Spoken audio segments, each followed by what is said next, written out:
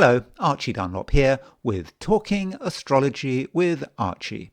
And in this video, I will be looking at the weekend of November the 22nd and 23rd, 2025. So in the 1990s, I actually got to write a couple of books, or at least I co-wrote them. And these books were on astrology, and one of these books, it was called Life, Love and Destiny, and this book was a sort of a light-hearted tutorial on astrology. I went through the basic components of planets and the signs and the houses, and I gave examples of people who had their suns in different signs. And when it came to Capricorn, I had some great examples. I had Nixon was a Capricorn. I think I also used Mao Zedong, Mao Zedong, Chairman Mao, Nixon and Chairman Mao, they seem to be very typically Capricorn. My third example was Stalin. Stalin was surely a Capricorn. And certainly in the 90s, and when was this book published? I think 1994. Everyone thought that Stalin was a Capricorn. And then sometime later, I think someone did some research into sort of church records, which was, perhaps easier, with the fall of the Soviet Union. And of course, that would have been happening in Georgia because Stalin was born in Georgia. It turned out that Stalin was not a Capricorn. He was actually a Sagittarius. And in this video, I want to look at some Sagittarians, and you can see in the thumbnail, one of the people on it is a Stalin. And yeah, Stalin is, believe it or not, a Sagittarian, and I will be looking at the horoscopes of a few people who have their suns in Sagittarius, and I'll also be considering, what it means for the sun to be, in this sign. And yeah, this weekend the sun does move into Sagittarius, and that arguably is the main event. So let us now look at what's happening this weekend. So here is the chart for it. So as far as the thumbnail is concerned, we've got Stalin, we've got Macron, we've got Augusto Pinochet, the Chilean dictator, the former Chilean dictator. I mean, he's been dead for some time. And bottom right, we have got the Emperor Nero, who was a Sagittarian. So as far as what's happening over the course of a weekend, this is the chart for midnight on Sunday the 23rd. So looking at this chart, at midnight, the moon is in Capricorn. By the way, don't forget to like and subscribe if appropriate.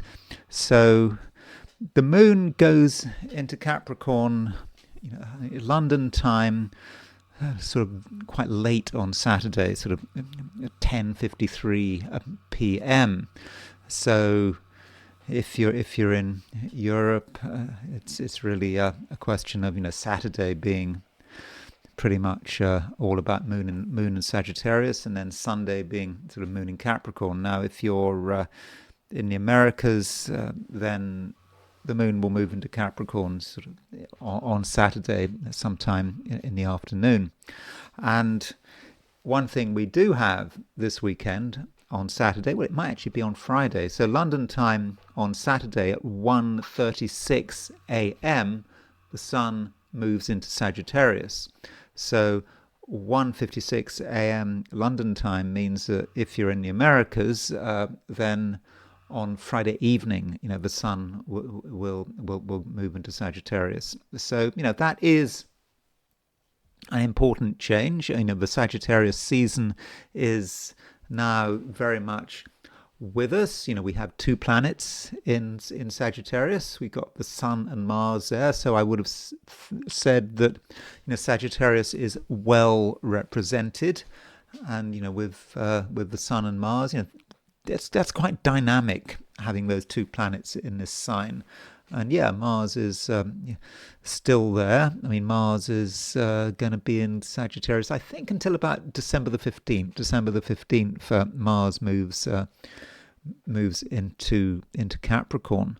And so, as far as the main aspects are concerned, I mean, there aren't a huge amount of aspects over the weekend. We do have the moon making a square to Saturn, on Saturday. So, as the moon moves through late Sagittarius, it makes a square to Saturn, and it would also make a square to Neptune. So that moon square Saturn.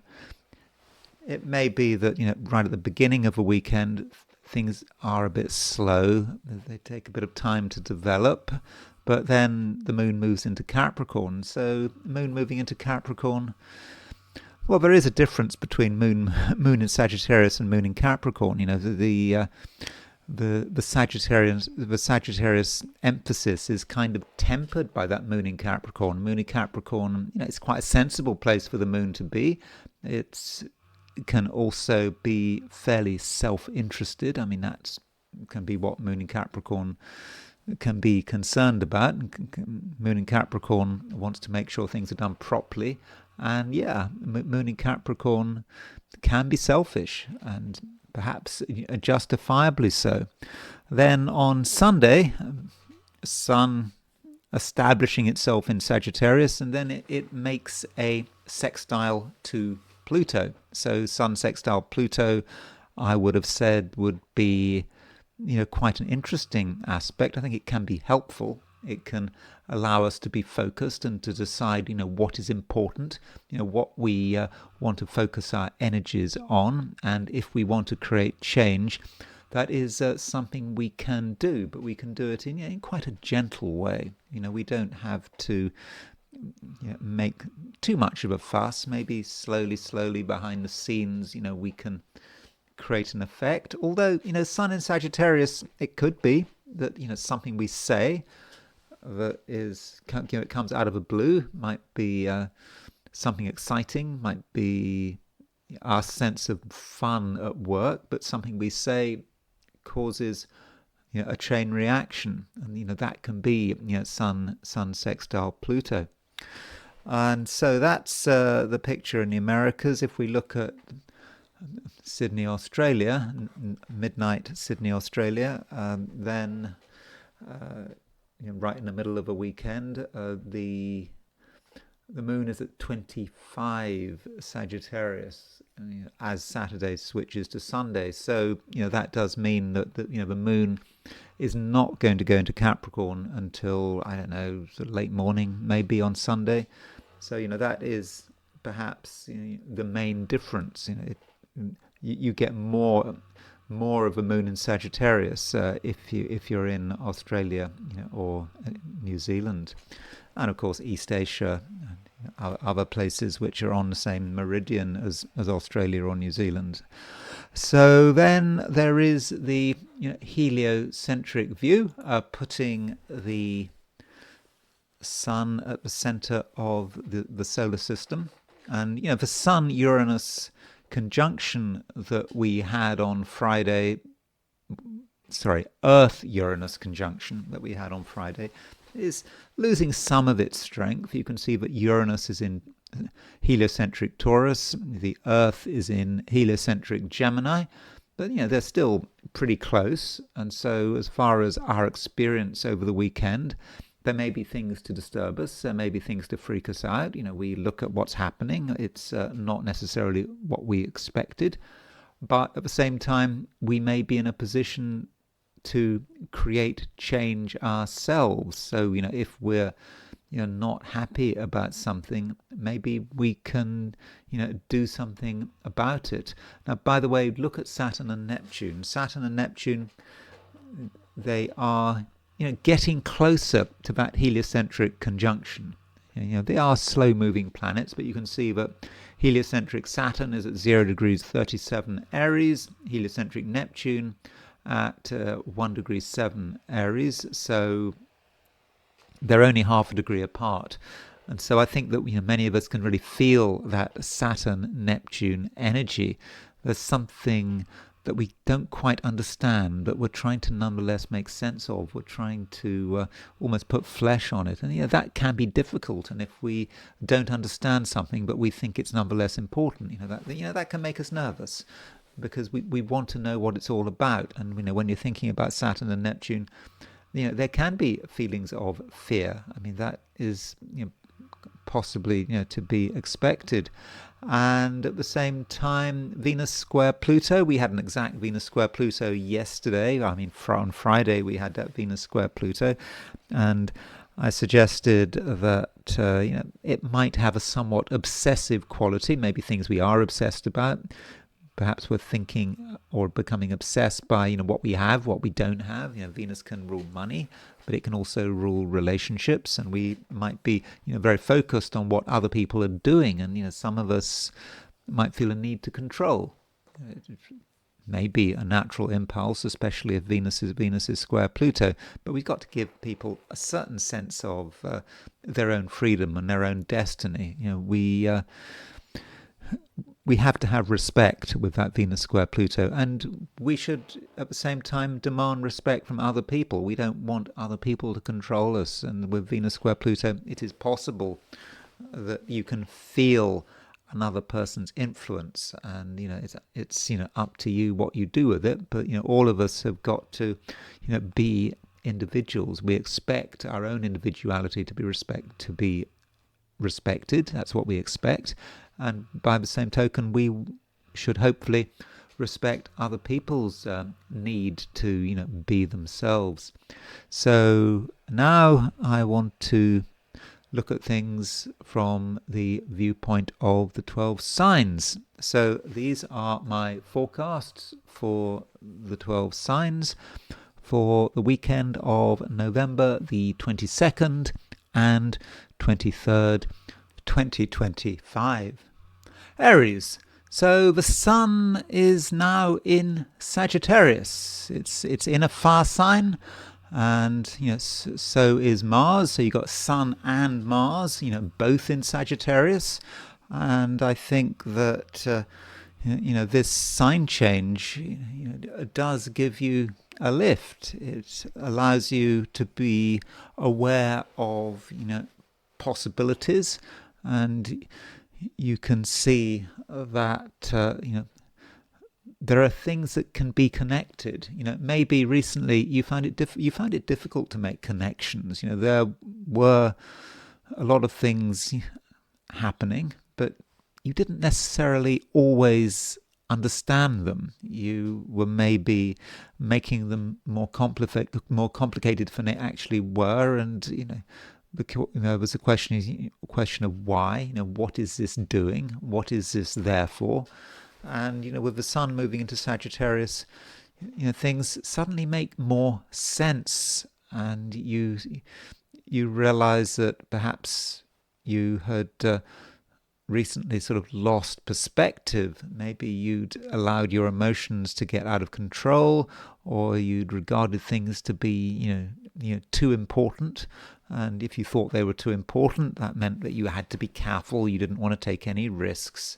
Not really typical Aries behavior. But now that the Sun is in Sagittarius, I think that you have got sort of more room to move, and you want to start exploring the world, and you want to see what is possible. And I think that such an approach is very much to be commended. However, if you want to move somewhere different, I mean, not necessarily physically move, but if you want to sort of move in terms of your mind and your attention is just drifting somewhere else, you want to have a new experience, elevate yourself in some way, that might mean that something gets left behind. You can't necessarily take everyone with you. And, maybe there are people who are more cautious than you. They don't fully understand what you want, why you want it. And so that does mean, Aries, that there could be a sense that you are leaving people behind. Not everyone, but just some people are perhaps just becoming less relevant. Now, that sounds a bit harsh, saying that someone is less relevant. I mean, we're all relevant, aren't we? But we're talking about you, and we're talking about what is relevant to you, who is relevant to you. And, this is a time, Aries, when, you might want to distance yourself from certain people because you value your freedom. And also, perhaps you value other people's freedom. And, if you value another person's freedom, maybe you should stay out of their way because, you have things you want to do. And if people are too close to you, you're going to want them to do what you want to do. And that might not be respectful of, other people's, individuality. Though, at the same time, Aries, you're quite influential. People are going to listen. And, if you suggest something or say something, I think that, in most cases, you'll get a following. But do you want to be followed? What's right for you isn't necessarily right for someone else.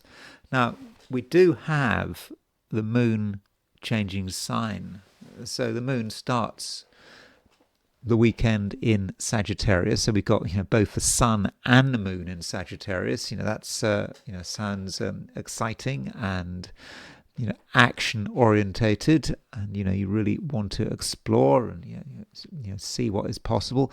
But then moon moving into Capricorn, and this movement of the moon into Capricorn, if you're in Europe, in the Americas, then certainly by Sunday, that's where the moon will be in. If you're in Australia or New Zealand, it won't be until sort of later in the day on Sunday that it makes this movement, this sign change. But when the moon does move into Capricorn, whenever it is, I think Aries, you'll be aware of things you want, things you want to achieve, and you'll be aware of all the excitement.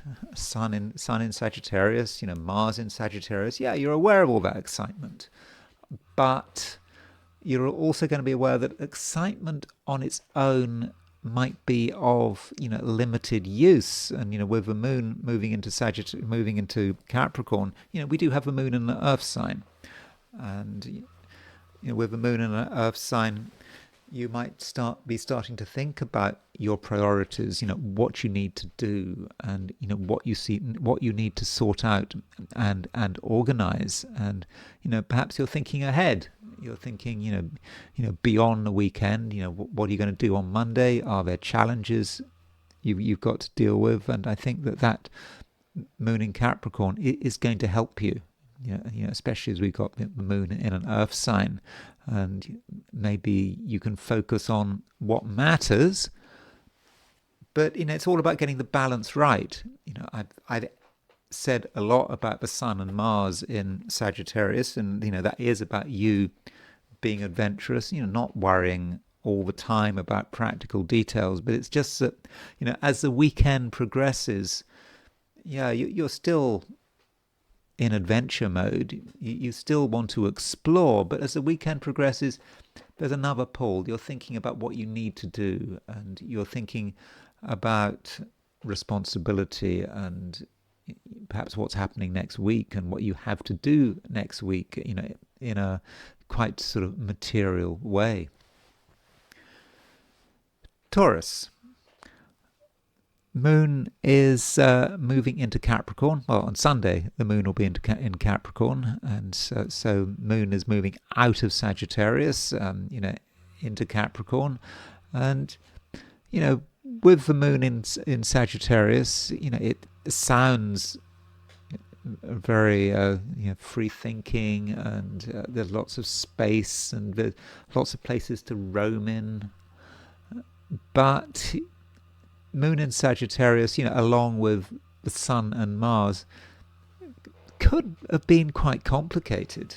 You are starting to, be aware of things that you're not normally cognizant of, and it might be that you have to deal with stuff which, yeah, it could be overly complicated, and that's not really what you want to do, but you kind of know it's important up to a point. But then when the moon moves into Capricorn, you might just have more freedom, and the reason you might have more freedom is just because you feel more secure and you feel anchored. And if you feel anchored, that means you can be more experimental. What you don't want to do is be experimental when you're not anchored, because anything can happen. And being a Taurus, you absolutely understand the need for stability, for everything to be well established, and you don't want to take risks, and you certainly don't want to get lost. But when the moon goes into Capricorn, you understand what's necessary, and you can ground yourself, but in such a way that is exciting. I mean, because you can ground yourself, it does mean you can be more exploratory, because there's no danger that you're going to go too far. There's no danger that you will lose touch with reality. And if you're feeling good about yourself, then you can make other people feel good about themselves. And you, at the moment, have a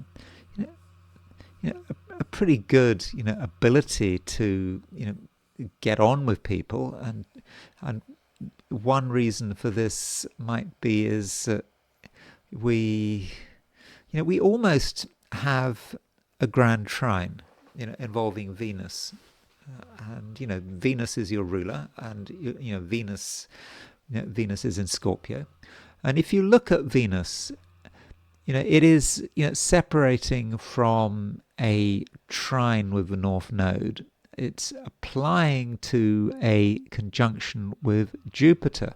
So you might argue that there is a Venus North Node Jupiter grand trine. I mean, I think it could be quite a subtle influence, but I think with this grand trine, it does help you in terms of of circulating, talking to people, getting involved with people, and also picking up on other people's enthusiasm.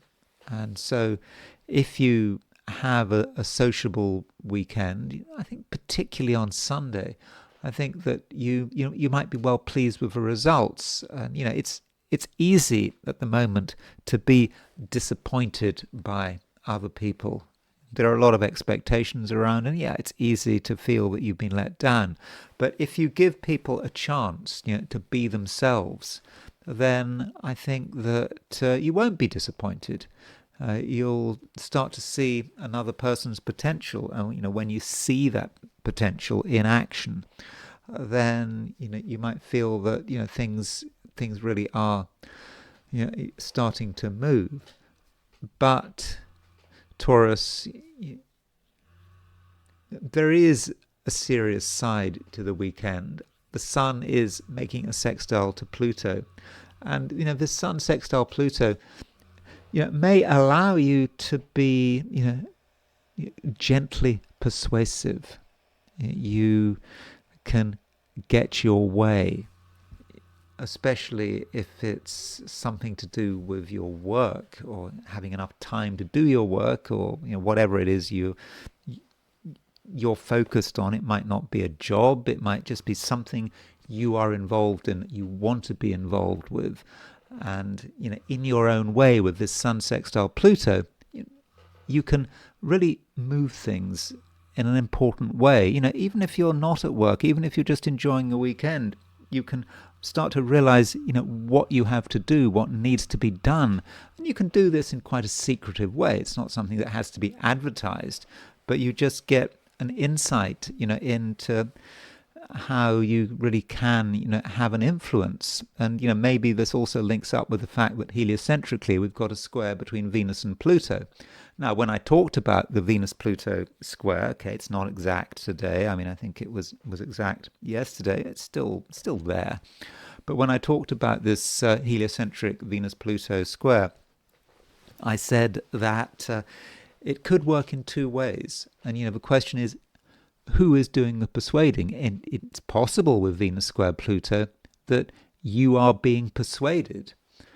And if you don't have anything positive to contribute, then it's even easier to persuade you.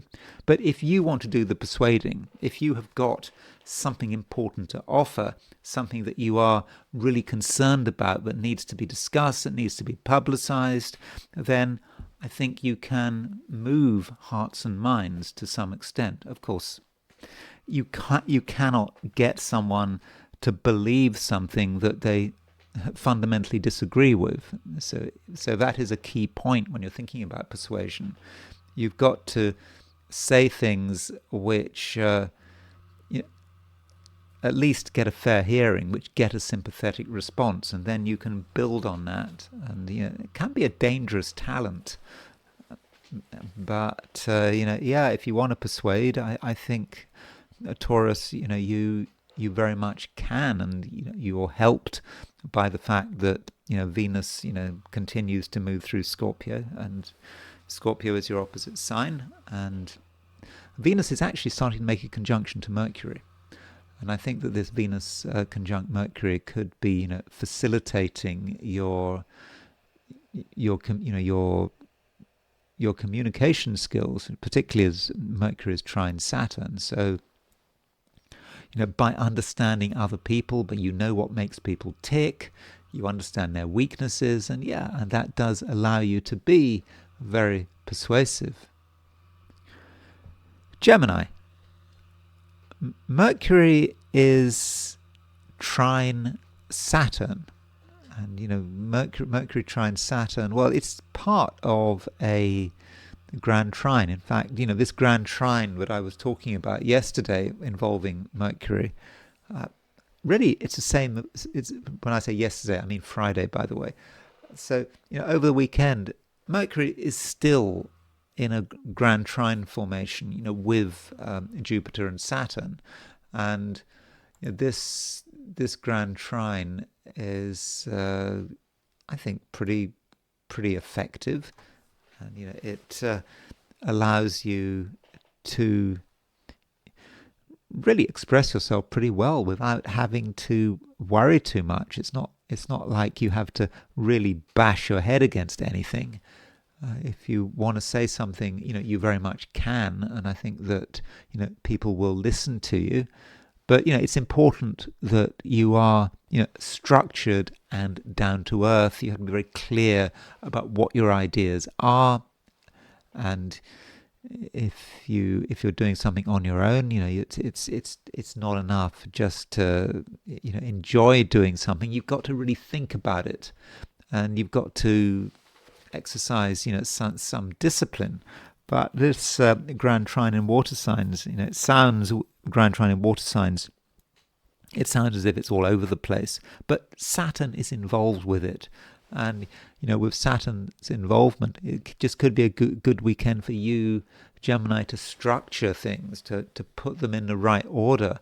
And once you do that, you can do it very easily. It's not a struggle. You just have an idea. You just know where things should be placed, and you don't necessarily have to explain to other people what you're doing. You just do it, and the results can be quite powerful.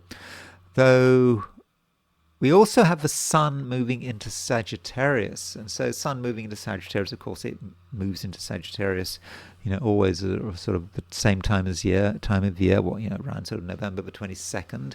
But it's important for you. I mean, Sagittarius is your opposite sign, and so with the Sun moving into Sagittarius, that could represent a new cycle as far as relationships are concerned, a new chapter even. And it's not, as I've just said, a particularly unusual event, and it depends on what's going on in your life. But if a relationship is already prominent, then Sun moving into Sagittarius may just encourage you to think about it again, and think about what might be possible. And if you're not in a relationship, Sun in Sagittarius may say something about your expectations. And with your expectations, well, Sagittarius is the opposite sign to Gemini. And Gemini is quite an intellectual sign. It's quite a thinking sign. But as far as what Gemini says, I mean, Geminis can talk too much, that is true. But with the Sun moving into Sagittarius, there is a challenge there. And perhaps another person is presenting you with a challenge. You're being presented with an idea, a concept, or a concept, but you can't just talk about it and verbalize it. It's something more important than that, and maybe that is something that other people do have to offer. And as far as relationships are concerned, you shouldn't necessarily assume that things will follow an expected course. There could be some surprises, someone appearing when you least expect them, or reacting in a way that you hadn't anticipated. But if there are surprises, if partners, for example, do something unexpected, I think it's important that you don't panic. In fact, you should probably see it as being a good thing. I mean, you enjoy variety, and whatever that variety is, within reason, it can be made to work. It can just become part of your life. It can be something that you can integrate. Cancer. We have the moon changing signs. Starts a weekend in Sagittarius and it ends a weekend in Capricorn. So you could say, well, take your pick. Do you want to focus on the beginning of a weekend with the moon in Sagittarius? Sounds exciting on the face of it. Or do you want to have the moon in Cancer, your opposite sign? Oh. Well, it kind of depends what part of a weekend you want to put your energy into. I mean, you could just experience both the moon in Sagittarius and in Capricorn if you want to have a busy weekend. But maybe Cancer, you want to focus most of your energies on Sunday rather than Saturday. I mean, I think on Saturday you probably have more freedom. It's just easier to be yourself, whereas on Saturday the moon is square Saturn, and with moon square Saturn there could be just a few difficulties, and you might find that maybe you and someone else don't entirely get on with one another. And also with Sun in Sagittarius, that does take some getting used to. You've had the Sun in Scorpio, you've been used to all these Scorpio planets, and then Sun moving into Sagittarius, suddenly there are things that have to be worked on. You know what needs to be worked on. You can make all the connections you like. All these connections, they're all saying the same thing, and it may be tedious, but that doesn't mean to say that it's not useful. And so with this Sun sign change, you just might have just a vision of the way things should be sorted out, the way things should be done, and I think that is pretty positive. But the moon does not stay in Sagittarius forever, and by Sunday it's moving into Capricorn. And so when you've got the moon moving into Capricorn, you could say that does mean that you have to have an eye for what other people are up to, what people are doing.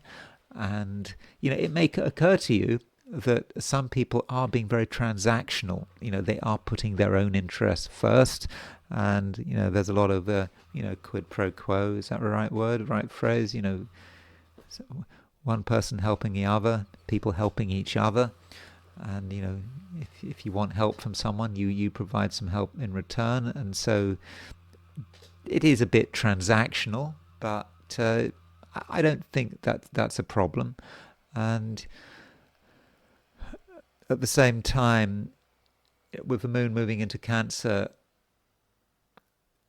you may find that you are having to spend more time listening to what other people are doing, and you might have to change things in order to fit in. Now, we shouldn't just fit in for the sake of it. That is absolutely not desirable, but sometimes we have to fit in for a purpose. And I think that with the moon moving through Capricorn, that perhaps allows you to understand other people's power and adjust your approach to take into account powerful people. That doesn't mean that you have to give in to what you're being told. No, it's not about that. You just have to prepare yourself for certain people who might just want to throw their weight around, and you can deal with it if you're properly prepared. And of course, being a Cancerian, you're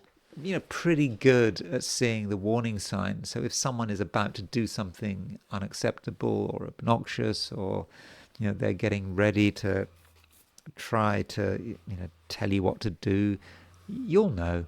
And that means that Cancer, you'll be able to take evasive action if necessary, but it may not be a problem. It just could be that actually everything is fine, and everything is going in the right direction, and you can trust people to make the right decisions. And so that's how the day works out. And I do think that the day is probably going to be sort of split in half, especially if you're in Europe, Africa, the Americas.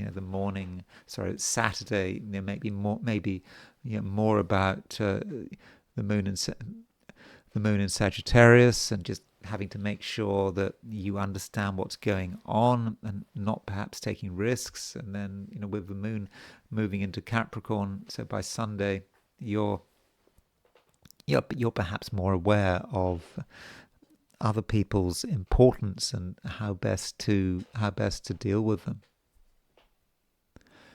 Leo, this weekend the sun is moving into Sagittarius. In fact, the sun will go into Sagittarius late on Friday if you're in the Americas. So sun in Sagittarius is something positive. Certainly if you're a Leo, with the sun in Sagittarius, you can really start to express yourself and be yourself. And if it's something you want to do, something you enjoy doing, then Leo, I would have said go ahead, provided it's not dangerous, provided it's legal and moral, then go ahead. You have got things that you're very good at, that make you feel happy, and that's what your focus should be on. You don't have to worry too much about what other people are doing. If you're enjoying yourself, that should be fine. That should be great with everyone. If someone objects to you enjoying yourself, well, that says something about them rather than anything about you. And so perhaps, Leo, you should be putting your focus on sort of Saturday. On Saturday we've got the moon moving through Sagittarius, maybe for all of Saturday, maybe for some of Saturday. But with the moon in Sagittarius, with the sun in Sagittarius, it has a new moon feel, because we just had a new moon in Scorpio, but it's almost like the new moon's energy moves from sort of a Scorpio expression to a Sagittarius expression. So when you've got the sun and the moon both in Sagittarius, even though that new moon was in Scorpio, it feels that something has lost its power, lost its ability to control, but it's still there, and it's just changed its way of expressing itself. And now that it's in Sagittarius, it's just encouraging you to make the most of everything you've got. And you do have a lot. And at the moment, Leo, you are, I think, really able to attract attention. There's something about you that is difficult to miss. People just notice you, and they notice you for all the right reasons. And so, Leo, I think that overall, this weekend looks good. Particularly on Saturday, and you're able to circulate. You're able to get people onto your side, and at the same time, that there's no difficulty being creative and really doing things that you thoroughly enjoy. Now, on Sunday, things maybe slow down a bit as the moon moves into Capricorn. It could be that you've created a lot. You've created a lot of possibilities, and you've opened things up. And now on Sunday, you have to deal with the consequences. No, those consequences are not bad, by the way. It's just you having to sort things out, and perhaps in some ways you've created all these possibilities, and the possibility left, right, and centre. And so what matters, and how do you sort it all out? And I think that on Sunday, you certainly can. And I think that you're going to be helped by the fact that on Sunday we've got a sextile aspect between the Sun and Pluto. Sun, your ruler, sextile Pluto, and that means, Leo, that you are able to engineer real change. So if something isn't good enough, it hasn't performed, then, Leo, you can address it, and you can make your feelings clear. And if you make your feelings clear, then what can stop you? And so you can create real change without having to do too much. I don't think you have to take risks. I don't think you have to antagonize anyone. I think it's just a question of being very clear about what you want, and that just may be it. Virgo. Mercury is your ruler, and we do have to look closely at what Mercury is doing. And I think that Mercury's condition is beginning to improve.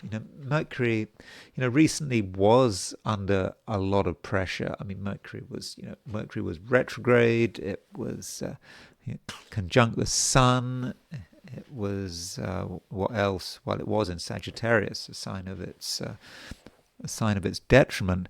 But now Mercury is it's in a different sign from the Sun, because we now have Mercury in Scorpio, Sun in Sagittarius. So the Sun is less likely to frazzle Mercury. That might be how Mercury feels. There would just, or rather, you could feel that there are sort of heavy things going on that you don't sort of fully understand, you don't fully get.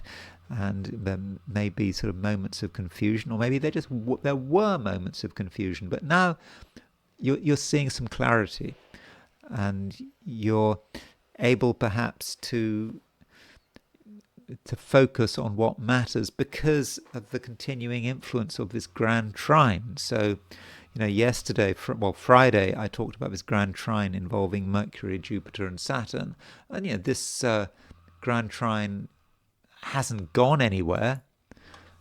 And so with Mercury making a trine to Saturn, that can really allow you to organize things, and organize yourself, and also to sort of get your ideas together. And additionally, Mercury is making a trine to Jupiter, so it's hitting both Mercury and Saturn, both Jupiter and Saturn. It's hitting both the rulers of time, and it's a fortunate aspect. And so maybe, Virgo, you're just very much in tune with everything. You just understand how it's all going to work out. It doesn't matter if Mercury is retrograde. Maybe it helps that Mercury is retrograde. You can be slower and more considered, and you can work out what's important, and it's going to be very easy. It's not going to be an effort, and there'll just be clarity, and that's perhaps what you want. Now, the Sun is moving into Sagittarius, so we already have Mars in Sagittarius, and now we've got the Sun in Sagittarius. Now the Sun always moves into Sagittarius around this date, around sort of November the 22nd, 23rd. Sun moves into Sagittarius. So what does that mean? Well, Sun moving into Sagittarius could be something quite serious. I mean, it's not serious in a bad way, but just something you need to look at very carefully. And it reminds you, Virgo, that some things are important. Some things should not be disturbed, and you have to ask yourself, what do you value? What aspects of your security do you value, and what can you do to make yourself even more secure? And over the weekend, we do have a sextile between the Sun and Pluto. And Virgo, this Sun sextile Pluto could allow you to get yourself together, decide what matters, and also to change some aspects of perhaps your daily routine. There are things you do every day, and maybe there are so many things you do every day that you don't really have time for yourself. That is a problem about following a routine, and that routine has so many aspects to it, so many parts that if you stick to the routine, you get a lot done in terms of the routine, but do you get anything else done? And maybe you feel, Virgo, that things are just too organized, that there isn't enough scope for change. And so if change is required, if you need time on your own or time to work something out, then make sure you have that time. And I think that is important, especially now that the Sun is moving into Sagittarius. But Sun moving into Sagittarius is as I said, is sextile Pluto. So you make the effort, and you'll be able to have a powerful effect, and you may have a powerful effect on particular people. There may be a time during the day, time over the weekend, or when people just appear. They almost appear out of nowhere, or they do something unexpected, and it's absolutely nothing to worry about. You need variety, and the right people can certainly provide this variety. Libra. Well, Libra, there's not necessarily a huge amount going on over the weekend. Okay, Sun is moving into Sagittarius, but is Sun in Sagittarius, moving into Sagittarius, so important if you're a Libra? Well, you could say that if you actively pursue that Sun in Sagittarius, you really try to live the symbolism. Maybe that's one way of working with it. And so, what is the symbolism of the Sun moving into Sagittarius? Well, the Sun moving into Sagittarius might say something about what you're thinking about, what you're trying to communicate, and maybe you're trying to communicate something which in its own way is quite radical. Libra, as a sign, as I often say, Libra can be quite a disruptive sign. It understands where the balance lies. You know how to upset that balance. And so, with the sun moving into Sagittarius, there are things you can say which get a response. Can get a very fast response. And it's kind of up to you, what kind of response you're looking for. Maybe you want to cause genuine confusion. Or maybe you're looking for support and affection. So it does depend. And the sun is also making a sextile to Pluto. And this sextile to Pluto is, I think, quite a useful aspect. It allows you to say something that is in a way is quite brilliant. It shows some creative intelligence that really could be appreciated in the right quarters. Okay, not everyone is going to appreciate you. Some people are Philistines; they just don't understand. But the right people will absolutely get it. So if there's something that you need to say, then then do go ahead. And if you cause a bit of outrage, does that really matter? And also Libra, I think that at the moment you're going to be quite good at getting on with people, just moving from one person to another, being enthusiastic and thinking the best. And with that approach, you'll find that people are going to just like you. They're going to just respond in a way that is really pretty favorable. Maybe you're sort of articulating what just some people just don't get, and it could be very much appreciated.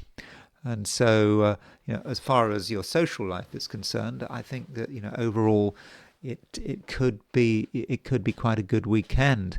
And at the same time, we have got Mercury still making a trine to Jupiter and a trine to Saturn, and that Jupiter is always a planet that Librans have to look out for, especially when it's in Cancer, when it's exalted in Cancer. And so maybe with Mercury, making a trine to Jupiter and making a trine to Saturn, over the weekend, something just might be flowing. And it's flowing well, and you realize that there's something that you can do which may be of financial benefit, or it could be of benefit to your ambitions. Whatever your ambitions for the future, something can happen which reminds you of how close you are to getting what you want. That you also have a lot of agency. It's not like you're just a passive player, going along with the tide. Absolutely not. Even though you've got a grand trine in water. In grand trine in water, you might think it's about the tides, but it's really about who you are working well, and it's working well in terms of your material environment. You understand it, and you know how to apply yourself, and in general, I think that Libra, over the course of the day, you'll get quite a warm response. Scorpio. Right now, Scorpio, the sun has changed sign. The sun is no longer in your sign anymore. So it won't be for another 11 months that you've got to wait for the sun to go back into Scorpio. And so with the sun, out of Scorpio in Sagittarius, it could be that there's a sense of change, and it's already started because Mars is in Sagittarius, but now you've got Sun and Mars in Sagittarius, Scorpio. Well, that could be that there are certain things that you regard as being important that are worth sticking your neck out for. Maybe you've in the past been a bit lax. You've allowed something to slip. You might have made mistakes. And perhaps these mistakes relate to money and what you've been doing with money. And with the sun moving into Sagittarius, you want to resolve the matter, and you might have an idea about how to resolve the matter, and that could be an advantage of the sun moving out of Scorpio and into Sagittarius. And in terms of resolving things, you're certainly given a boost by this grand trine in water signs. You've got Mercury in Scorpio, trine Jupiter in Cancer, trine trine Saturn in Pisces. And so Scorpio, you're already quite an emotional person. I mean, you understand the way emotions are, the way they develop. You understand the ebb and flow of the human condition. And right now, with Mercury in your sign, you're able to communicate it, and you're able to communicate really very well. People understand you. And so if there's something you're trying to transmit, then I think that the lines of communication will be very clear, and you will be understood. And so I don't think that there is much resistance here, at least in the external world. That doesn't mean to say there's no resistance.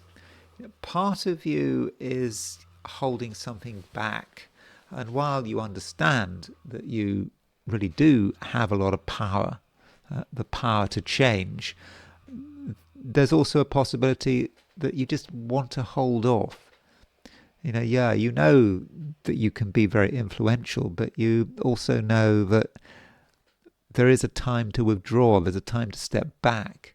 And Scorpio, you may feel that now is that time, that you've done enough, and you perhaps feel that there are just maybe too many people around you, and you just want something different, and perhaps you want the opportunity to do some serious thinking. And the question is, can you do some serious thinking about important matters when you're surrounded by other people, when you're having to constantly worry what other people are thinking and saying? And so maybe in the end, Scorpio, you decide that what you really need is just a bit of distance. It's not about being a hermit, but having distance can just make you feel better about yourself, and also it can make you more effective.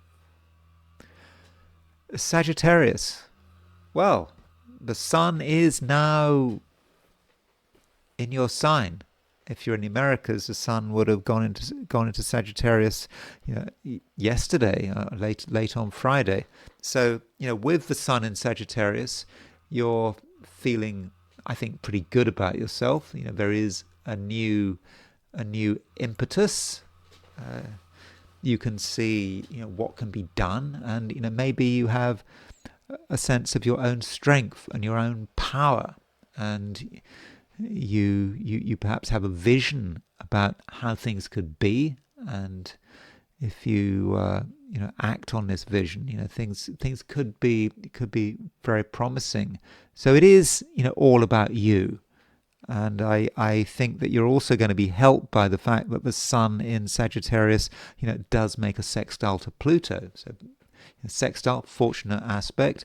Pluto, a power planet, can be a power planet, can be about transformation, can be about change. It can also be about the transformation and change that you bring about.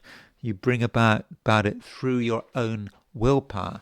And actually, it is sort of easier than expected. You might think it's going to be difficult to make an impact, but far from it. And additionally, Sagittarius, if need be, you have a certain seriousness to you. So, one way of getting results, of getting attention, is to say things in a very serious and deliberative way. And you give the impression that you really know what you're talking about. So if you can do that, if you're having trouble getting through to someone, taking a serious approach and assuming a position of authority as well. This is something you are an authority on, and you take the view that there's only one way of doing it. So with that serious approach, you get more attention, and things continue to move, and they move your way. So overall, things are looking pretty good. And additionally, I think to an extent that seriousness is reciprocated. If you are serious and down to earth, then other people will start to behave in the same way. So this might be quite useful for relationships, whatever those relationships are about. If there's something that just needs to be discussed, needs to be gone over, and you want everyone to be serious, I think that you can create the right atmosphere. I do understand that Sagittarius is a sign that doesn't necessarily have a reputation for being serious. I think that's not true, though, because Sagittarians can manifest in many different ways. But as far as you're concerned, if something is important, if you feel morally connected with it, then no problem being serious, and no problem getting a good response from other people. Capricorn, there may be a few things which need to be worked through, especially on Saturday, and you need to give it some thought and some contemplation, and you don't necessarily have to publicize what you're thinking about, and maybe you need some space, perhaps, to absorb whatever's been going on over the week. Now Saturday is not necessarily a time where you particularly have to do anything if you don't want to, but at some stage in the weekend the moon does move into Capricorn. So the moon moves into Capricorn, London time, at 22:53 p.m. on Saturday, just before 11 o'clock in the evening on Saturday. And if in Americas it would be sort of Saturday afternoon, in Australia or New Zealand, perhaps late morning. But whenever the moon does move into Capricorn, I think that there is a change. And I think that overall, I would have said, Capricorn, that Sunday seems to be a more focused day than Saturday. On Saturday, you're not quite sure what's going on, and you do need time to reflect. But by the time you hit Sunday, things are starting to move, and you feel perhaps an enhanced sense of purpose, that something has to be dealt with, and it's perhaps at this stage that you feel a trine between Mercury and Saturn. So there is this Mercury trine Saturn on Saturday, but I think that on Sunday it's just as relevant. And so on Saturday, with Mercury trine Saturn, you might feel it as the desire to be alone. Mercury trine Saturn. Mercury is the way you think, the way you communicate, and Saturn likes it to be done in a particular way, and you don't want to be crowded out. And Sunday you've still got this Mercury trine Saturn, but with the moon in Capricorn, and so that Mercury trine Saturn might start to manifest in a different way. And so by the end of a weekend, you might find, Capricorn, that you're actually quite talkative, that you've got things to say, and you might find that in the end your social life starts picking up. I think on Saturday it might not have felt that you were sociable, or that there were social opportunities, but Sunday there is more action. So if you have a chance to meet people over the weekend, I would suggest that if possible you meet them on the Sunday rather than the Saturday, because I think that you're going to be on better form, and more able to express yourself, explain yourself, and that's what people want. Also on Saturday, particularly early on Saturday, where the moon is square Saturn, and with moon square Saturn, there can be a feeling that you're holding something back. And in terms of close relationships, moon square Saturn might be a difference of opinion.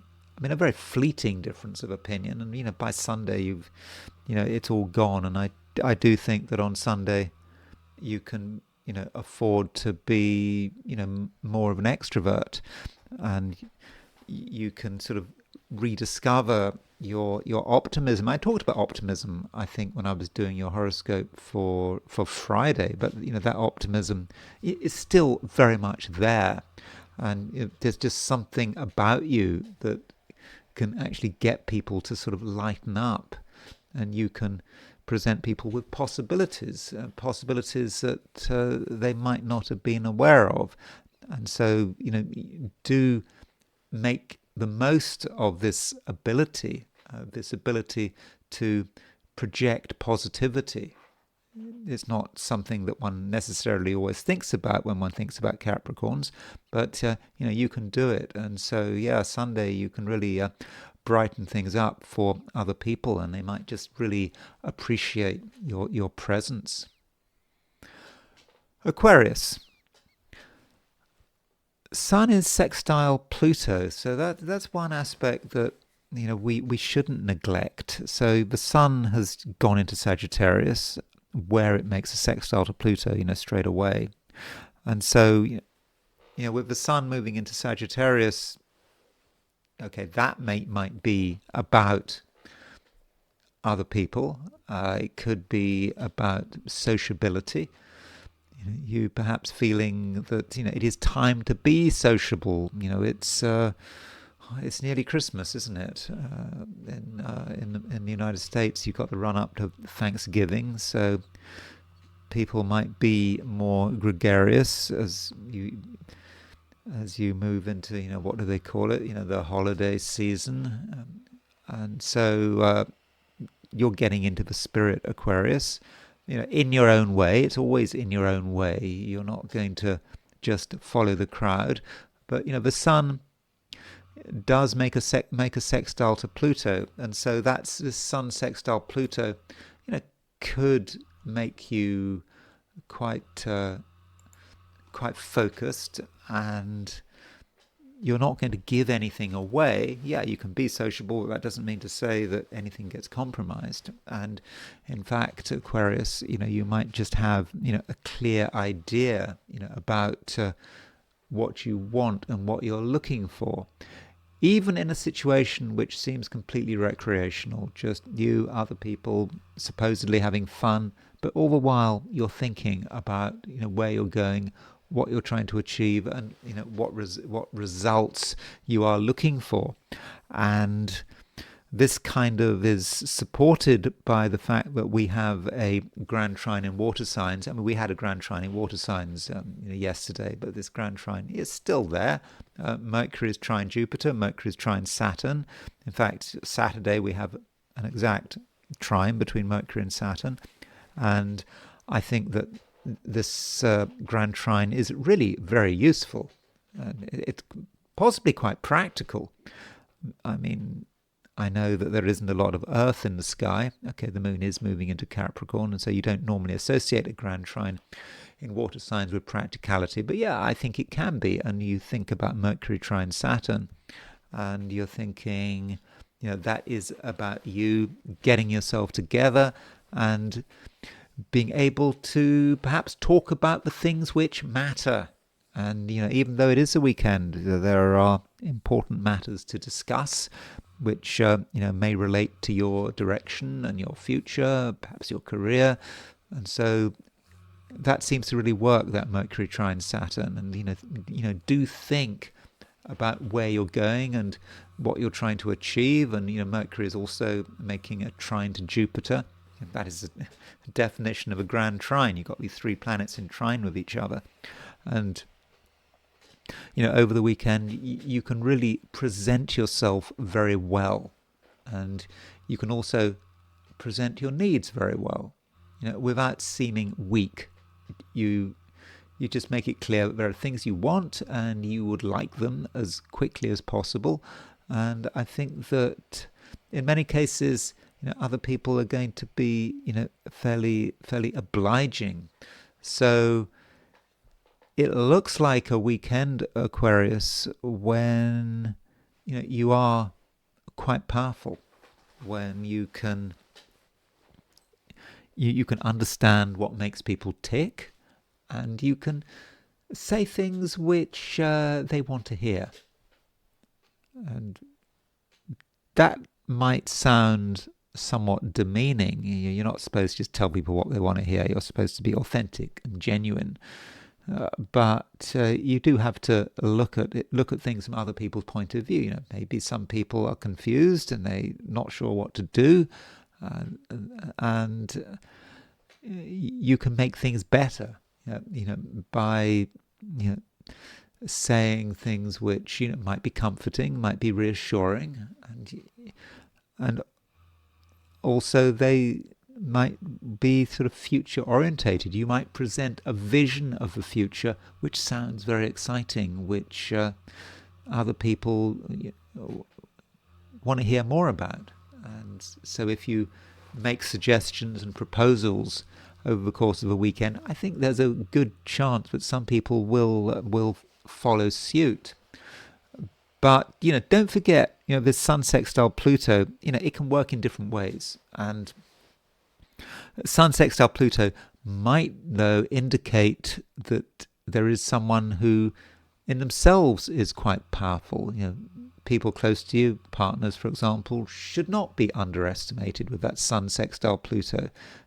They can partake of the power. And maybe in some respects, you can, through the demonstration of your own power, can help another person tune into their power. So maybe in some ways you can make other people feel better about themselves and also feel stronger and more powerful. Pisces. Yesterday I mentioned the fact that there was a grand trine in water signs. And if you're a Pisces, well, that should always be of interest to you, grand trines in water signs, you being a water sign. And this grand trine in water signs involving Mercury in Scorpio, Jupiter in Cancer, and Saturn in Pisces, I think is an event which, or a configuration which I would regard as being quite important, and because it allows things to move, it allows your ideas to move, and you've definitely got ideas, and you maybe want to talk about them, you want to project them, and so it's important that you don't hold back. And this grand trine in water signs is happening at the same time as the sun is moving into Sagittarius, and I think that the sun in Sagittarius, from a Pisces perspective, is about what you want in life, at least what you want in life right now, and you're capable of being quite demanding. There are things that you're quite insistent about, and when you think about where you're going and what you'd like to achieve, then you're thinking, oh, now might be the time. It might be, this might be the time of year where you, as a Pisces, can excel. Even if you don't feel ready, you don't feel ready. Perhaps you feel that there are other things to worry about, but deep down, what's important. And I think that the sun in Sagittarius is going to help you to just make the key connections. You start to see what is necessary, and then you're able to act. So I think that is something very positive. And also, Pisces, it's a weekend where you're capable of deep thinking. And that is actually linked with the grand trine. Because, what makes grand trines important, arguably, is the fact that they involve a lot of midpoints. And that is an argument for saying one should use close grand trines. So if you look at this week, if you look at this grand trine and you look at Jupiter, you see that Jupiter is on the Mercury-Saturn midpoint. And that's, of course, important to you because you are Jupiter. Jupiter rules Pisces. And so with Jupiter on the Mercury-Saturn midpoint, that does certainly indicate a seriousness to this grand trine. There are things you want to think about in a serious way. You want to organize things. So if you want to organize something, you certainly can. And you can also, be very structured. You can think about, what is important, what needs to be done, and you can, very much follow it through. And as far as relationships are concerned, well, Mercury is trine Jupiter, Mercury is trine Saturn. Mercury may say something about another person and, what's on their mind and how they occur to you. And with Mercury trine Jupiter, there is a link. There is a link between yourself and another person which is stronger and can be made real. It can be perhaps put on a more permanent footing if that's what you want. And so relationships look good, and I think that an ever so slightly serious approach could work well. And that's it with the 12 signs. And now I want to look at today from the perspective of the I Ching. So I asked the question, what is the weekend going to be like for those watching the I Ching section of this video? And the first hexagram I got was hexagram number 53, which is development. And development gives us the concept of progress. So over the weekend we want to move forward with things, but we don't have to be in a hurry. That's not what it's about. It's about perhaps deciding what we want and just getting on with it. And slowly we ideally should make progress, but gradually. There's no hurry here. Now, there are two moving lines. The third line from the bottom moves, and so does the sixth line. Now, the third line in the I Ching can often be difficult, and certainly in this, the third line of development is no exception here. And it is possible that we take things too far. The I Ching talks about moving onto a plane, but a plane where, when I say a plane, I mean a plane in the countryside. I'm not talking about an aeroplane. A plane as in the Great Plains in that sense. So we move onto a plane, and it's just a place where things don't work. Maybe we're in just too much of a hurry to get things to work. We assume they are going to work, but they don't work. We can go through the formalities, we can do everything that we're supposed to be doing, but still nothing happens. It is a situation where we have gone too far. And so in the first instance, we must be very aware of our own limitations, because it is going to be very easy to lose our way. But what we're doing here is we're starting to make sense of a situation. We're starting to understand that it's not a sprint, it's a marathon. That things have to be taken slowly, and we shouldn't be looking for immediate results. And as the hexagram develops, things get better. We develop, and so after this hiccup, maybe we try again, and we're more disciplined and more structured. We do start to get it together, and then the sixth line moves, and the sixth line is quite a, what's the word? It's quite a poignant line. It's a line in the I Ching that sort of stands out, and I don't want you to take this in the wrong way, but I do associate the sixth line of development of 53 with death, but I don't mean death in a bad sense, and I'm not talking about real death. And what it talks about in a rather sad way, I mean, it strikes me as being rather sad, but this is, a Wilhelm translation, talks about it in a way that is really, quite sort of poetic. It's talking about geese, and the geese are going higher and higher and higher. And we kind of can associate ourselves with the geese. And they're just going up and up and up.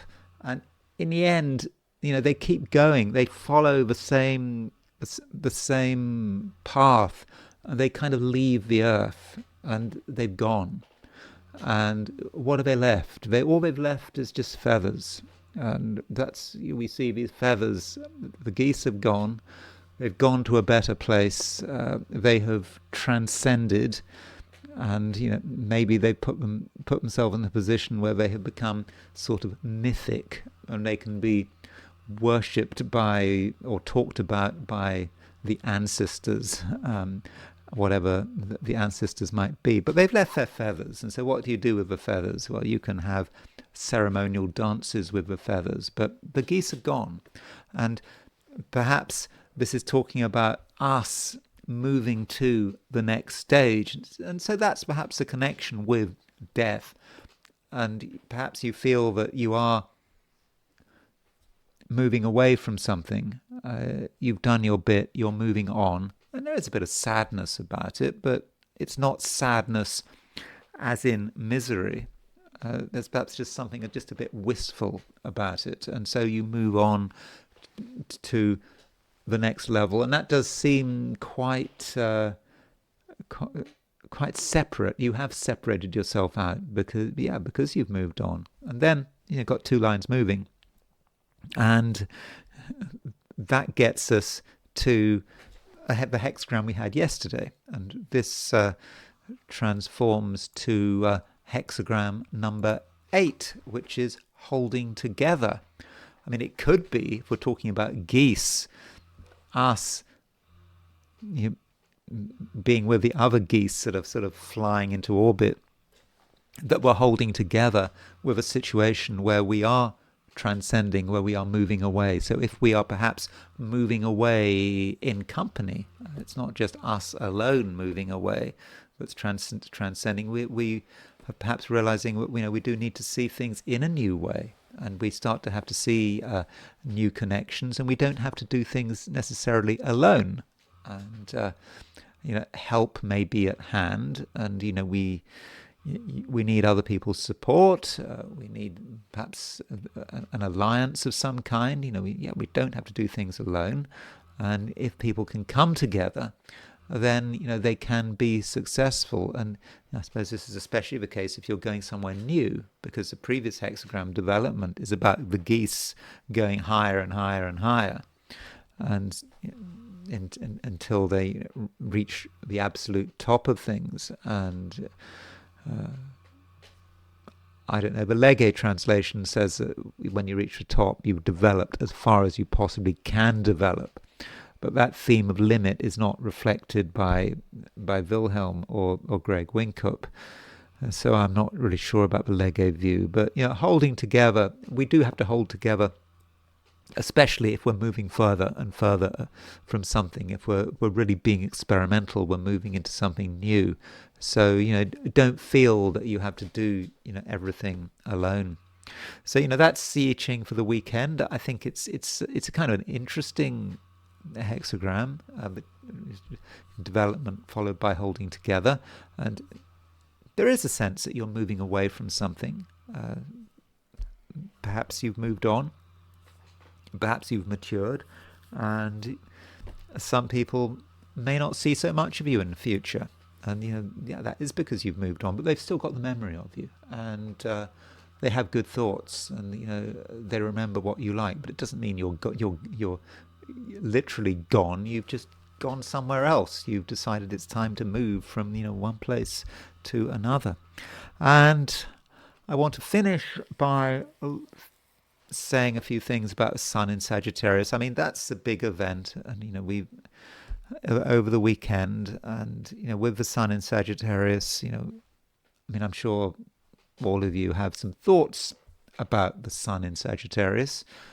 Maybe you have a better idea about what it means for the Sun in Sagittarius than I do, and I don't think I know a great deal of Sagittarius. I don't know a great many Sagittarians. I mean, I've come across some Sagittarians in my time, but I wouldn't have said my life has been crowded with them. So if we think about Sagittarius, Sagittarius, is a fire sign, and it's a mutable fire sign. And so, with the Sun moving into Sagittarius, out of Scorpio into Sagittarius, you might think that things are going to, for example, get more exciting. There's going to be more action, and also more conviction. With Scorpio, things were perhaps somewhat complicated and emotional, maybe. That is the nature of Scorpio. But now that the sun is in Capricorn and Sun is in Sagittarius, it's often a time where people are more interested in having fun. And I suppose people are thinking about Christmas. I don't know what it's like in the southern hemisphere, but as you move towards the end of the year, you think about Christmas parties and, well, okay, even though by Christmas, of course, the Sun is in Capricorn, but in the run up to Christmas, there is a more sort of relaxed, easygoing feel. I mean, maybe that's not true, anymore, but it is perhaps what the Sagittarius season is about. And when you think about Sagittarius, one way of looking at Sagittarius is to think about the tarot card Temperance. So, I think in the Crowley pack, the tarot card Temperance is associated with the sign Sagittarius, and I think that by looking at the tarot card Temperance, one just has a good idea about how Sagittarius works. Because if you look at that if you look at that tarot card, the I Ching section is, of course, finished. If you look at that tarot card, you see some angelic figure with a cauldron. You see this sort of, there seems to be a thunderbolt and other things going on in the cauldron. And what this is about is bringing things together. And with Sagittarius, if you follow the sort of the tarot card, you kind of think about some kind of alchemy. And the alchemy is about taking things which may be disparate, disconnected, perhaps our abilities, our talents, what we're good at. We're all thrown in the cauldron and they're all chaotic, but we can bring them together. And that is perhaps what Sagittarius is, at its very highest. It is about making connections. It is about intuition. Intuition in the Jungian sense of the word. Just knowing. You just get it. You just get it straight away. You don't spend any time feeling it or thinking it. It's just obvious. It's all about knowledge. It's not about faith. It's not about belief. It's just knowing that this is how it all works. And this is why Sagittarians can often make very fast decisions, and it might actually be why many Sagittarians, for example, make very good generals. So, there are some examples of effective Sagittarian generals for sure. And so that's one aspect of Sagittarius. And Additionally, with Sagittarius, there is a certain tradition that the first half of Sagittarius is the human part, and the last half is the animal part, and sort of that links with one of the symbols of Sagittarius being the centaur, and so I don't know to what extent is that true. Sagittarius, some Sagittarians can actually be very coarse. They can be blunt, and they can be crude, and they often have a sense of humor, but a sense of humor that is very particular, and it may be a very earthy sense of humor, even though Sagittarius is not an earth sign. And it's true that many comedians are Sagittarians. I mean, I know that many comedians are Sagittarians because I've looked at it, but comedians don't really interest me. I mean, maybe they should. But if you check it out, if you've got with a comedian, a stand-up comic, you can see how that is a very Sagittarian thing. They can be spontaneous, and being a fire sign, they can attract attention, and they have the energy to keep a crowd entertained, and they just kind of can maybe know that a joke is going to work. And Sagittarians, they often have a great sense of humor, or at least a very particular sense of humor. And so that is a way of looking at Sagittarius. But there is another dimension to Sagittarius, which maybe relates to some of the photographs I have here. On the thumbnail, Sagittarius is ruled by Jupiter. Don't forget that. Although I think that in the 1980s, which 1980s was actually peak Chiron. And I know people talk about Chiron a lot, but people are really into Chiron in the 1980s. And because Chiron was discovered in 1977, and I think there was a movement at peak Chiron. It wasn't just peak Chiron, I think it was sort of peak psychological astrology, when people were suggesting, maybe Chiron rules Sagittarius. Now that, to my mind, is nonsense to think that Chiron should rule Sagittarius. But I think people were thinking like that in the 1980s. And so the real ruler of Sagittarius is, of course, Jupiter. And never forget that. Never forget that Jupiter rules Sagittarius. And this, with Jupiter, think about what Jupiter is. Jupiter, as I do sometimes say, Jupiter can be very moral. It can have very particular ideas about the way things should be done. And Sagittarius can also be very sure that it's right. Not necessarily with every Sagittarian, but it can certainly be the case. And that can be quite dangerous.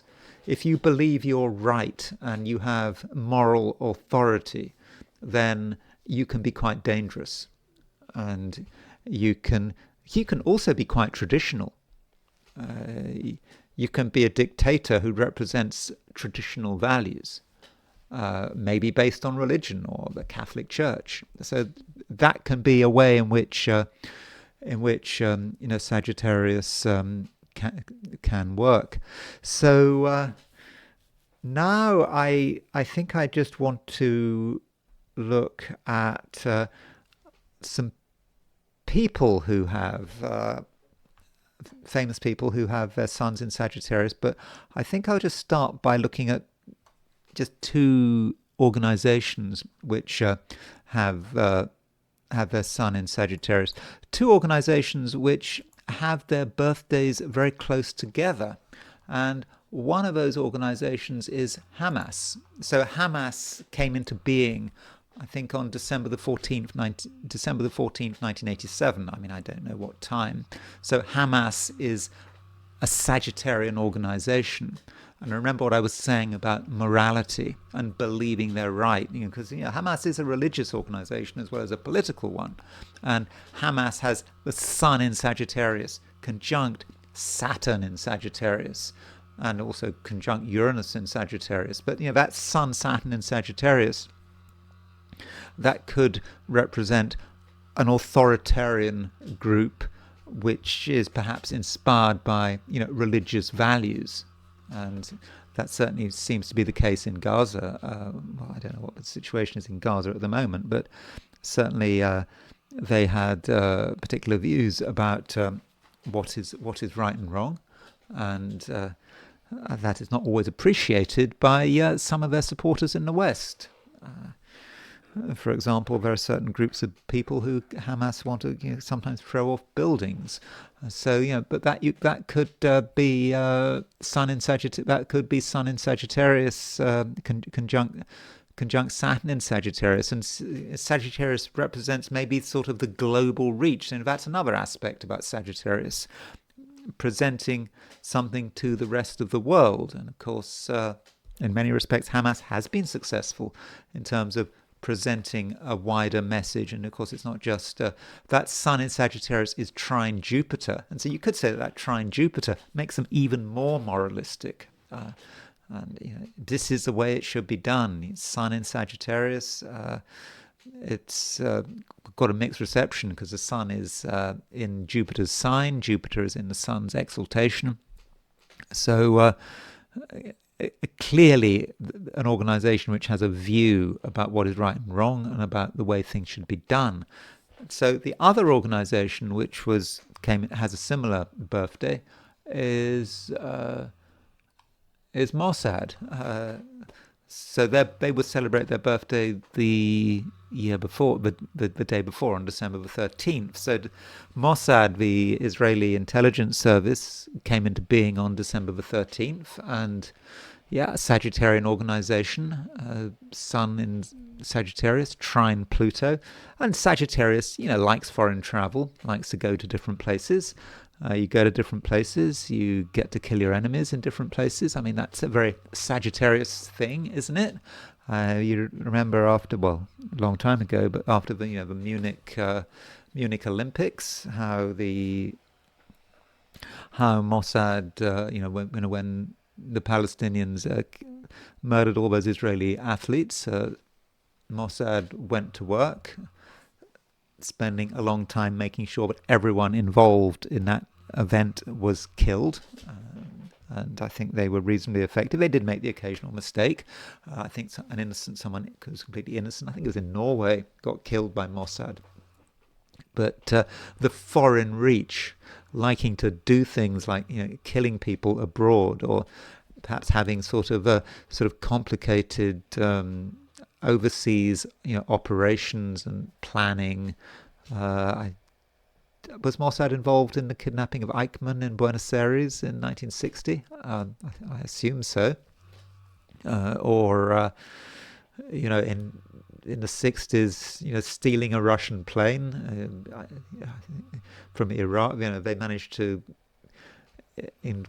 get a Christian pilot in the Iraqi Air Force to fly the plane to Israel, and they'd managed to extract the pilot's whole family from Iraq before doing it. So that's quite a Sagittarius thing to do. Now, as far as people are concerned, there are a number of ways of looking at it. So you might think in terms of two people that I perhaps should mention. You could say, for example, Jimi Hendrix was a Sagittarian, and you could say that I don't know a great deal about Jimi Hendrix, but clearly he had a sort of natural ability to play the guitar, obviously, and he had just an intuition about how it's done and what is required, and it's quite an extreme chart, is Jimi Hendrix chart. I mean, he's got a lot of planets in fire. He's got Mercury, Sun, and Venus in fire signs, and he has his Sun, Mercury, and Venus in Sagittarius are opposition Saturn and Uranus. So you could say that that Saturn and Uranus is something collective that was around during the Second World War when he was born, but the guitar is, I think it's it's a pretty difficult instrument to play well. I mean, all instruments are difficult to play. I mean, not that I know anything about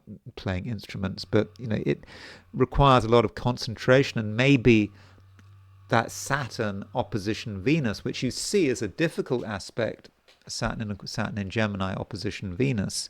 I mean, it may have been difficult. It may have caused particular problems in his life. Of course, he died young, didn't he? He died at the age of 27, or sort of the 27s.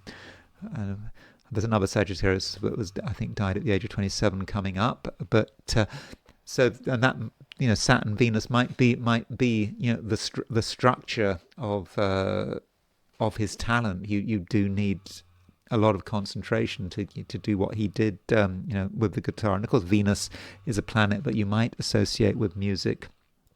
And someone else is Jim Morrison. Jim Morrison. I actually went to see his grave. He's buried in Paris in the Père Lachaise graveyard. I went to it. I went to the Père Lachaise graveyard. I think it was in 1985, and you could tell that you were getting closer to Jim Morrison's grave because the graffiti started to increase. So as you got closer, all these poor people that were buried next to Jim Morrison, they had sort of graffiti sprayed on their graves, and as you got closer, just more and more graffiti, and then you finally got to Jim Morrison's grave. That was what it was all about. I don't know what the condition of Jim Morrison's grave is like now, but he died at the age of 27, I think. Is that right? I think same age as Jimi Hendrix, and so Jim Morrison. There's his sun in Sagittarius, of course, Jim Morrison of the Doors fame, and so the Sun opposition Mars, and so you could say that Sun opposition Mars is quite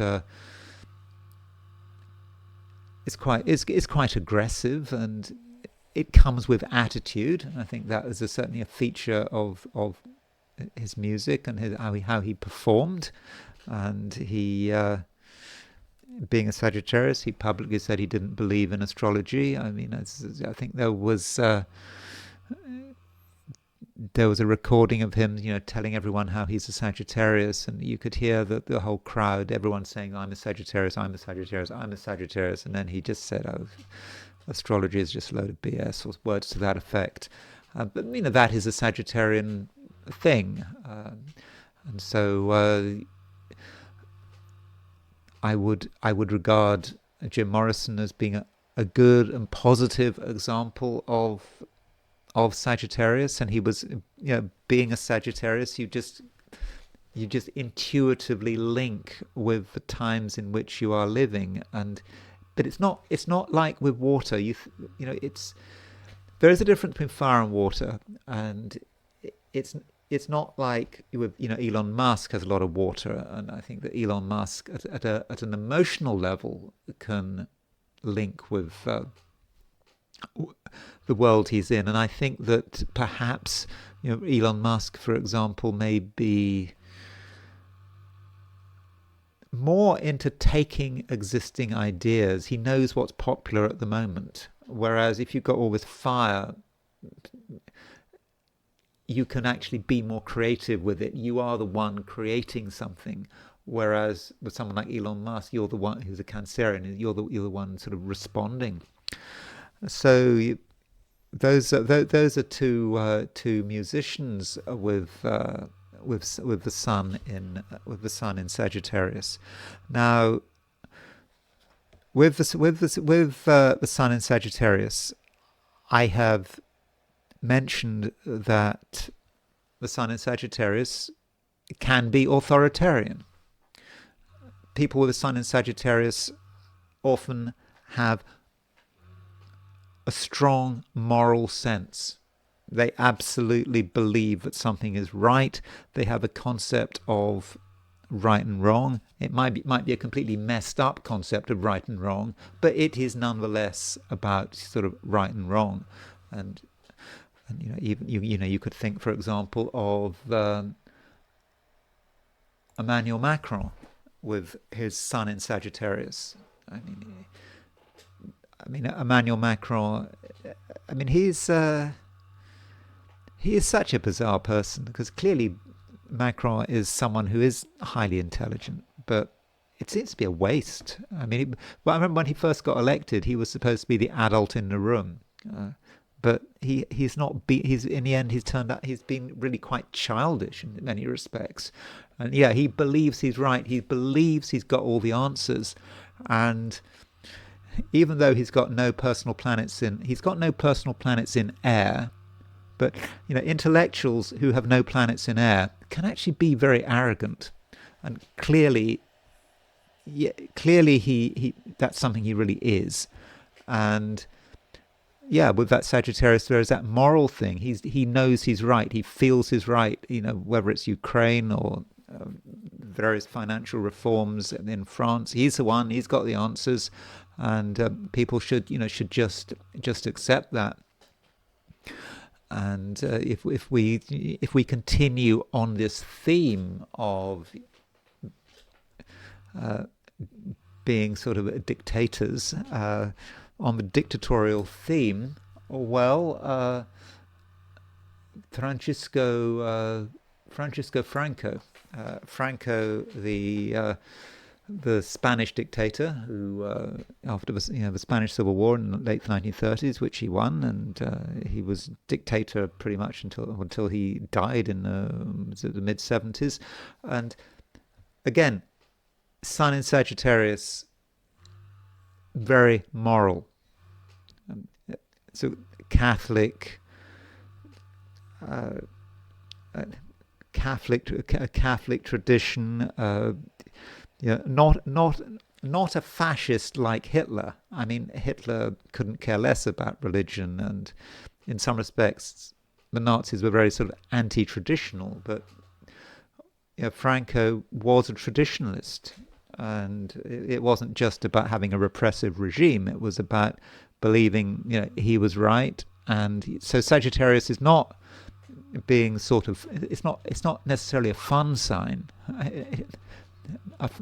Or a fun sun sign. No, it needn't be like that at all. It can be someone who is really harsh, who is a dictator, who has very clear ideas about the way things should be done, and is not afraid of stomping on his opponents. And the atrocities committed by Franco were appalling, particularly in the immediate aftermath of the Spanish Civil War.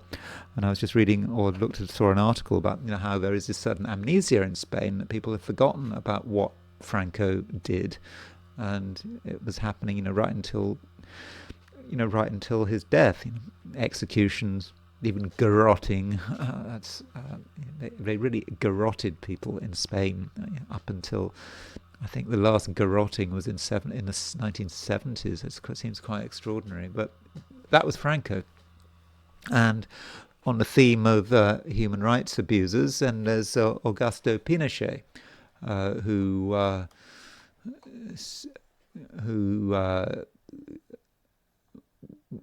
who had a coup against Salvador Allende in 1973. So Augusto Pinochet, there is his chart. He was born, again, another Sagittarius, like Franco, very moralistic.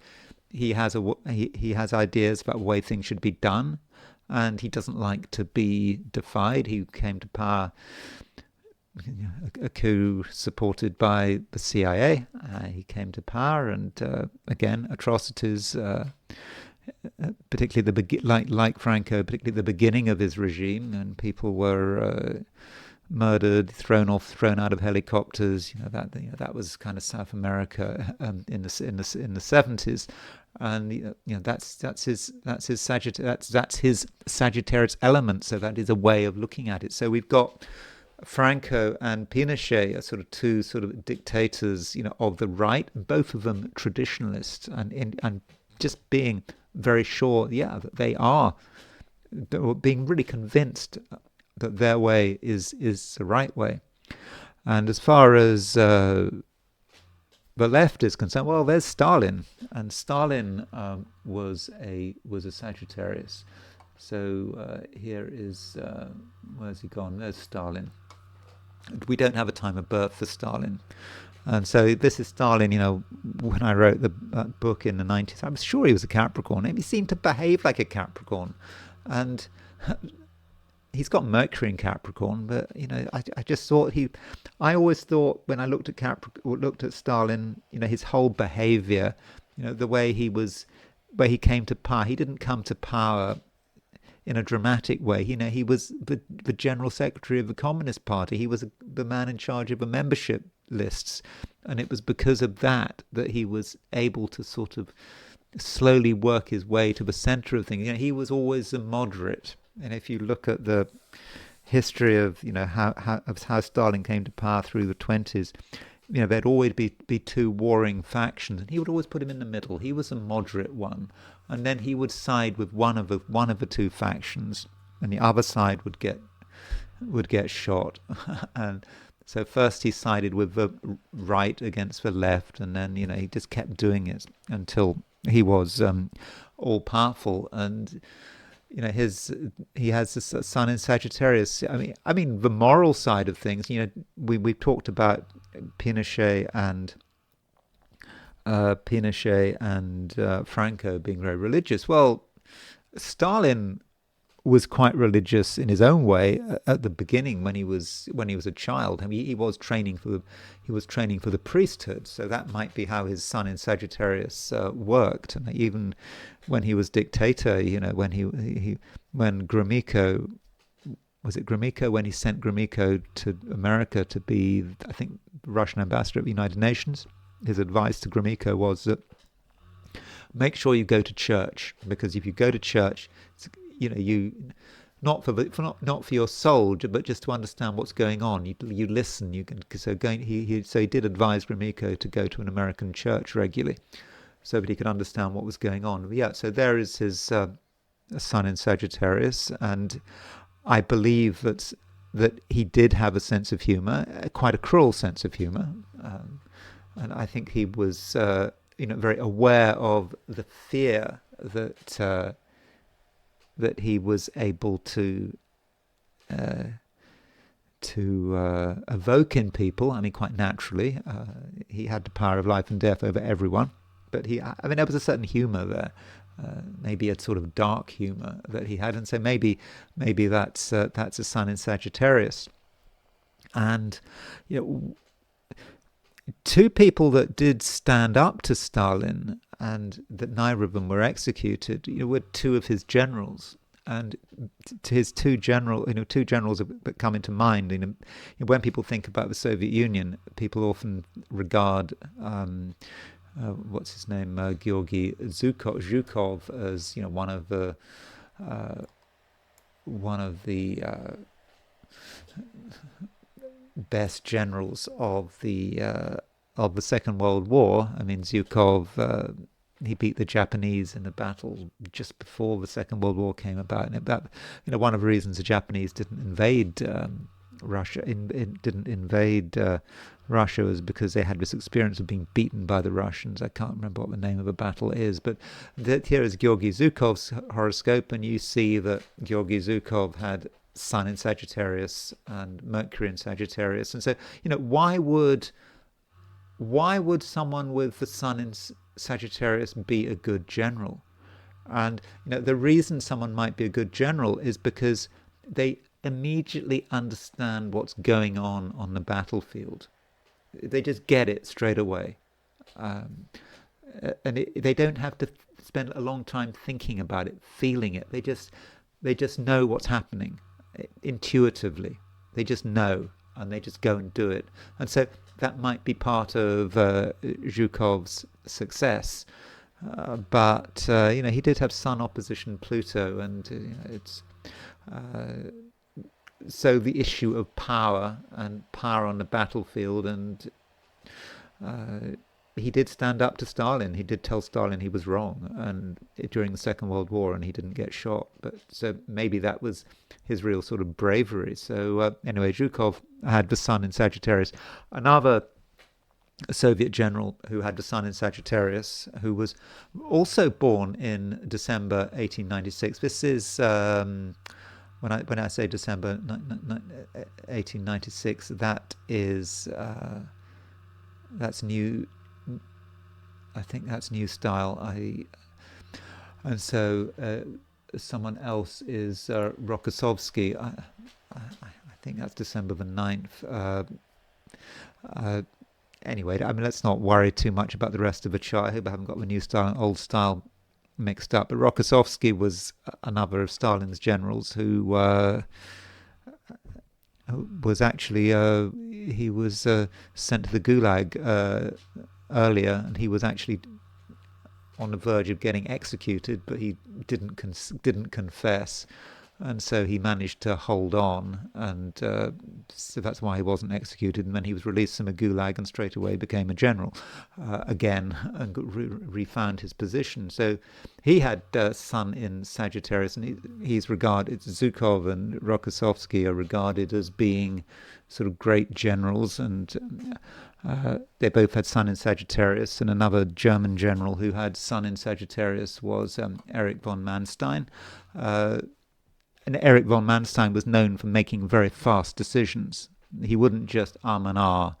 And yeah, I think he's regarded as one of the best German generals, maybe the best in terms of dealing with the Russian campaign. And his sun in at 1 degree Sagittarius probably help. But that doesn't mean to say that every Sagittarian is a great general. I mean, some Sagittarians can be completely hopeless when it comes to military tactics and, or rather, military strategy.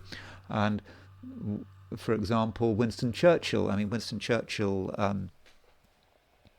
clearly everyone thinks Winston Churchill is wonderful. Not everyone, though. I mean, he was notorious for putting down strikes pretty brutally in 1926, and a lot of Welsh miners never forgave Winston Churchill for his behaviour when he was Home Secretary in 1926, and I think he was Home Secretary in 1926. And also, from a military point of view, he was a disaster. You know, both in the First World War and the Second World War. In the First World War, you know, Gallipoli was his brilliant idea, and Gallipoli was a disaster. And what else? You've got his ideas about perhaps defending Crete, and it was because of diverting troops away from North Africa, and he got that wrong. And he had this theory about the soft underbelly of Europe. You know, that it might be a good idea to go through Italy to get at Germany. I mean, that was a disastrous idea. I mean, I think you could argue that if Churchill had have died right after the Battle of Britain, you could argue that the war would have actually ended a year earlier, because he was, as a strategist, as a general, he was hopeless. His achievement, I suppose, is deciding to fight against Nazi Germany, and I suppose he was quite good at dealing with America, and maybe it helped that his mother was American. I don't know, but anyway, I think that he's an example of just someone who just wasn't really very good when it came to strategy. So it's not always the case that because you've got the sun in Sagittarius, you are you're good at fighting wars. But his sun in Sagittarius probably manifests at 7 Sagittarius probably manifests in other ways. I mean, he was quick-witted. I mean, very quick-witted. He was able to give amazing speeches. And that can be sun in Sagittarius, and he's got the moon on Regulus, and so you might say that the moon on Regulus is part of the way he communicates, being able to communicate in a way that attracts everyone's attention. So I think that's enough. Almost okay. Well, I should talk about everyone on the thumbnail, and one person on the thumbnail. Well, we talked about Jimi Hendrix and Jim Morrison as people who, they were into music. And another person who was into music, I don't know if he was a very good musician, was the Emperor Nero. So the Emperor Nero, he was the one who fiddled while Rome burnt. So he had the sun in Sagittarius. And I wonder how well that sun in Sagittarius was really manifesting with Nero. I mean, he wanted to be a performer. He wanted to to join musical competitions. So he liked that. And of course, from a Roman perspective, that's just not what you do. I mean, it was considered to be incredibly demeaning. Musicians were not respected in Rome. And certainly the emperor of Rome, to be a musician or to enter musical competition was just simply not on. And so, with his sun in Sagittarius, this might be just an example of his sun in Sagittarius kind of, gone wrong and perhaps gone crazy. And of course, he has Sun conjunct Pluto, Sun Mars. So maybe the conjunct Pluto and a conjunct Mars are colouring that sun, although Pluto wasn't discovered until sort of nearly 2,000 years after he was born. But I think that we can see some Sagittarian traits, and I'm thinking particularly about his desire to perform, and so there might be a performing aspect to the sun in Sagittarius. Anyway, that's it. That's what I'm going to say about the subject of the sun in Sagittarius. Thank you very much for watching this video. If you enjoyed this video, I'd be very grateful if you were to like it. If you're not subscribed, I'd be super grateful if you were to subscribe. If you want to buy me a coffee, there's a link in the description, and I will talk to you again very soon.